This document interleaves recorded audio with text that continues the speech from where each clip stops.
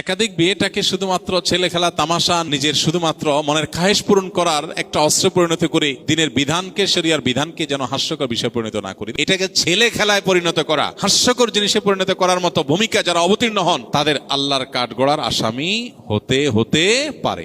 ইদানিং দ্বিতীয় বিয়ে করা নিয়ে অনেক সমালোচনা হচ্ছে, সমাজে এত অসামাজিক কাজ হচ্ছে, তা নিয়ে কোনো সমালোচনা নেই। দ্বিতীয় বিয়ে করা কি ইসলাম পরিপূর্ণ সমর্থন করে কিনা? ভাইরা আমার, এটা জানে না এমন কোনো মুসলমান খুব কম আছে যে ইসলাম একাধিক বিয়ে করাকে, পুরুষের জন্য একাধিক বিয়ে করাকে ইসলাম অনুমোদন দিয়েছে। তবে শর্ত হলো একাধিক বিয়ে করার পর একাধিক স্ত্রীর প্রতি সমতা বজায় রাখার সামর্থ্য সার্বিকভাবে থাকতে হবে। প্রথমত একাধিক স্ত্রী পালার, লালন পালন করার শক্তি সামর্থ্য থাকতে হবে, সার্বিক সামর্থ্য থাকতে হবে।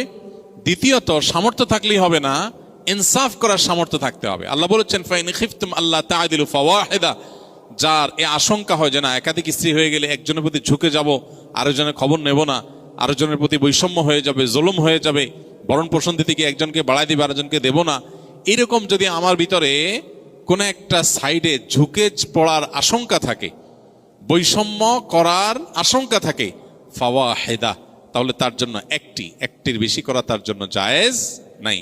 এটা হলো মৌলিক কথা। এরপরে হলো মোটা দাগে যে বিষয়টি আমরা সবাই জানি, সেটা হলো দ্বীনের বিভিন্ন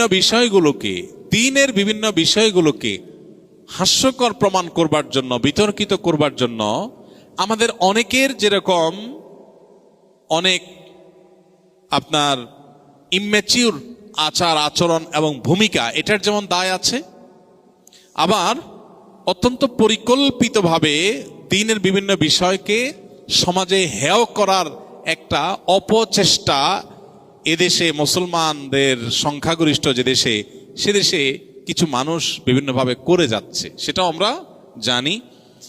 এই বাস্তবতা আছে।